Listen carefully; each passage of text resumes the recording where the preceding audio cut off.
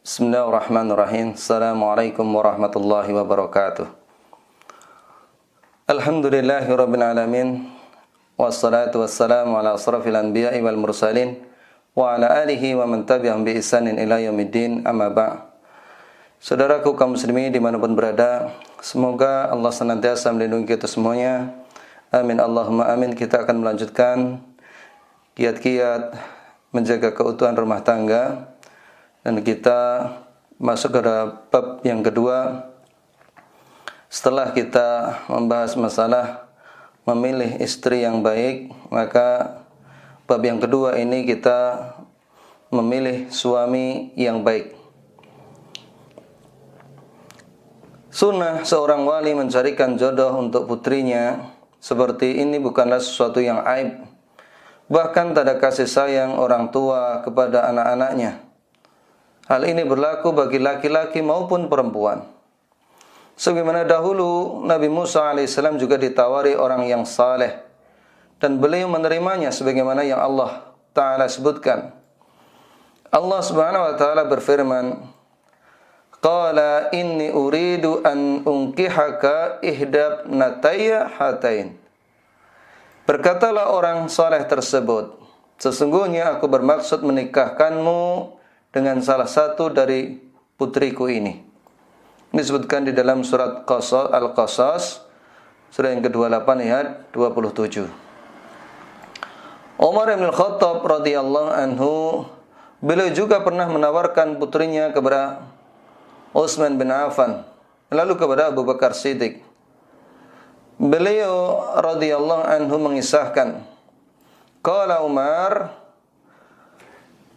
falaqitu Abu Bakr Siddiq faqultu in sita zawajtuka Hafsata binta Umar. Jika engkau mau wahai Abu Bakar, aku akan menikahkanmu dengan Hafsah binti Umar. Kemudian fasamata Abu Bakrin falam yarji ilayya syai'an. Abu Bakar ini tidak memberikan jawaban sedikit pun. Wa kuntu aujada alaihi minni ala Utsman. Kemudian aku menjumpai Utsman. Falabistu layarin. Kemudian dia minta untuk menunggu beberapa hari. Begitu pula Utsman, akhirnya beliau memberikan jawaban, dalam waktu dekat ini aku tidak bisa menikah atau tidak ingin menikah. Summa khatabaha Rasulullah sallallahu alaihi wasallam. Kemudian Rasulullah mengkhidbah, fa ankahtuha iyahu. Kemudian aku pun menikahkan dengan Rasulullah sallallahu alaihi wasallam. Kemudian falakiyani Abu Bakrin faqala, aku menjumpai Abu Bakar, kemudian dia berkata, la'allaka wajadta alayya hina aradta alayya Hafsata falam arji ilayka syai'an. Mungkin engkau mendapatkan sesuatu pada dirimu ketika engkau menawarkan Hafsah kepadaku dan aku tidak menjawab sedikit pun kepadamu. Kemudian Umar menjawab, qultu na'am, benar. Ya. Qala Abu Bakrin, kemudian Abu Bakar berkata, fa innahu lam yamna'uni an arji'a ilaika fi ma aradta alayya ila anni kuntu alimtu anna Rasulullah sallallahu alaihi wasallam qad dzakaraha.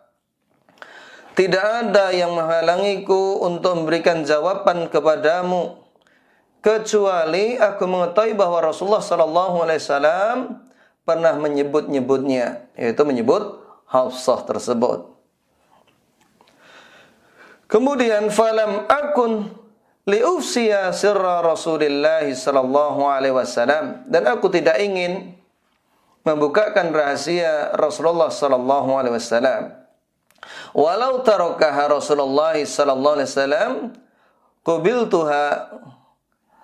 Seandainya Rasulullah sallallahu alaihi wasallam meninggalkannya, qabiltuha, aku akan menerimanya. Yaitu mau ditawari Hafsah untuk diperistri. Hadis ini diriwayatkan Imam Bukhari.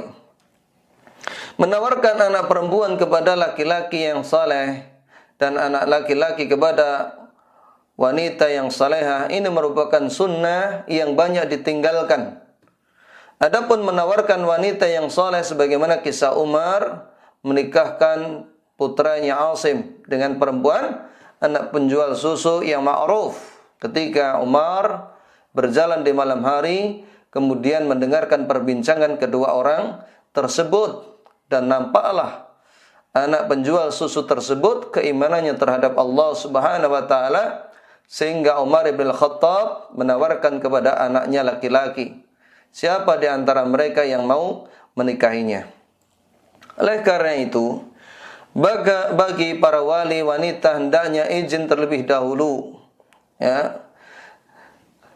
Jangan sampai dirinya memaksakan kehendaknya, di mana Rasulullah sallallahu alaihi wasallam bersabda, "La tunkahul aima hatta tustamara wa la tunkahul bikru hatta tusta'dzana." Janda tidak boleh dinikahkan sehingga dia dimintai perintahnya atau dimintai izinnya. Dan gadis tidak dinikahkan sehingga diminta izinnya. Mereka bertanya, "Wahai Rasulullah, bagaimana izinnya?" Beliau menjawab, "Bila dia diam." Hadis riwayat Bukhari dan juga Muslim. Ini menunjukkan Islam bukanlah agama pemaksaan. Meskipun dibolehkan, dianjurkan untuk memberikan kepada anaknya atau mencarikan jodoh kepada anaknya, namun tetap dalam keridhoannya, bukan pemaksaan kepada anaknya. Rasulullah sallallahu alaihi wasallam juga bersabda, "As-sayyibu ahaqqu bi nafsiha min waliha, wal bikru yasta'dhinuha abuha fi nafsiha wa idnuha sumatuha." Janda itu lebih berhak atas dirinya daripada walinya. Jadi kalau ada seorang janda yang menghendaki ingin menikah, maka tidak mengapa. Sedangkan gadis, ayahnya meminta izin kepadanya untuk menikahkan dirinya, dan izinnya adalah diamnya. Hadis ini hadis riwayat Muslim. Adapun laki-laki yang hendak dipilih bagi para wali dan wanita saleh, yaitu yang pertama, hendaknya memilih laki-laki yang beriman. Haram menikahi laki-laki musyrik atau ahlul kitab, Yahudi maupun Nasrani. Sebagaimana Allah Subhanahu wa taala berfirman, "Wala tunkihul musyrikina hatta yu'minu, wala 'abdun mu'minun khairum min musyriki walau a'jabakum." Janganlah kamu menikahkan orang-orang musyrik dengan wanita-wanita mukmin sebelum mereka beriman. Sesungguhnya budak yang mukmin lebih baik dari orang musyrik walaupun dia menarik hatimu. Ini disebutkan Allah Subhanahu wa taala di dalam surat Al-Baqarah surah yang kedua ayat 221. Jadi tidak boleh seseorang itu menikahkan putrinya atau wanita tersebut menikah dengan ahlul kitab, Yahudi dan juga Nasrani. Hanya saja terkadang orang-orang Nasrani mereka sengaja untuk memancing hal itu. Sehingga ketika mereka menikah dan memiliki anak, barulah mereka menampakkan keasliannya untuk diajak kepada agama Nasrani seperti itu. Demikian pula hendaknya dijauhi laki-laki yang rusak akidahnya, seperti suka terhadap perkara klenik, suka ngalap berkah di sembarang tempat, bersemedi, tenaga dalam, mabuk-mabukan, menggunakan pengasian, dan masih kental dengan kemusyrikan. Ini harus dijauhi. Sebagai wali hendaknya menjauhkan orang-orang seperti ini. Poin yang kedua, hendaknya memilih agama dan juga akhlaknya yang baik. Rasulullah sallallahu alaihi wasallam bersabda, "Idza atakum man tardawna khuluquhu wa dinahu fazawwijuhu. Illa taf'alu takun fitnatun fil ardi wa fasadun arid." Jika datang kepada kalian seorang laki-laki yang kalian ridhai agama dan juga akhlaknya, maka nikahkanlah ia. Jika tidak, maka akan terjadi fitnah dan kerusakan di muka bumi. Ini disebutkan hadis riwayat Ibnu Majah, Tirmidzi, dan juga disahihkan Syalbani. Beliau berkata hadis ini hadis hasan li ghairihi. Jadi di sini hendaknya dipilih agama dan juga akhlaknya. Oleh karena itu Muhammad Fuad Abdul Baqi berkata, jika datang kepada kalian laki-laki yang mengkhitbah anak perempuan kalian, orang yang kalian ridhai akhlaknya, karena akhlak sumber kebaikan mencari nafkah, dan agamanya, karena agama di mana orang tersebut menunaikan hak-haknya. Jika tidak kalian terima, tidak kalian lakukan, dan kalian hanya menerima orang yang kaya dan berharta, terjadilah kerusakan. Karena kekayaan dan harta umumnya menarik kepada fitnah dan juga kerusakan. Ini disebutkan dalam surah Syarah Sunan Ibnu Majah oleh Muhammad Fuad Abdul Baqi. Hendaknya diketahui laki-laki tersebut menjaga salatnya, karena merupakan tanda iman atau kafir seseorang menurut salah satu pendapat, di mana Rasulullah sallallahu alaihi wasallam beliau bersabda, "Inna bainar rajuli wa baina syirki wal kufri tarkas salat." Sesungguhnya batas antara seseorang dan kesyirikan atau kekufuran adalah meninggalkan salat. Hadis ini hadis riwayat Ahmad dan juga Muslim dan juga Tirmidzi. Begitu pula Rasulullah sallallahu alaihi wasallam juga bersabda, "Innal ahda alladzi bainana wa bainahum salat, faman tarakaha faqad kafara." Perjanjian antara kami dan mereka adalah salat. Karena itu barang siapa yang meninggalkan salat, maka dia kafir. Ya. Hadis ini riwayatkan Ahmad, Tirmidzi dan juga disahihkan oleh Syalbani. Poin yang ketiga, dilihat siapa yang menjadi teman-temannya. Untuk mengetahui laki-laki tersebut baik ataupun buruk, maka hendaknya ditanyakan kepada tetangganya, atau dilihat siapa yang menjadi temannya. Karena Rasulullah SAW bersabda, "Al-mar'u ala dini khalili, falyanzur ahadukum man yukhalil." Seseorang dilihat pada agama temannya, maka hendaklah kalian lihat siapa yang menjadi teman dekatnya. Hadis ini hadis riwayat Tirmidzi dan juga disahihkan oleh Syalbani. Kemudian yang keempat, tidak miskin. Meskipun kekayaan bukan prioritas utama, namun memiliki nilai lebih.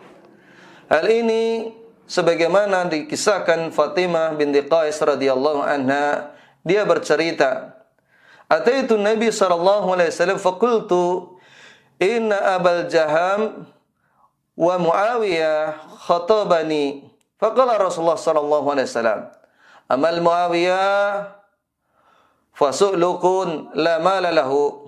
Adapun Muawiyah, dia seorang laki-laki yang miskin, tidak memiliki harta.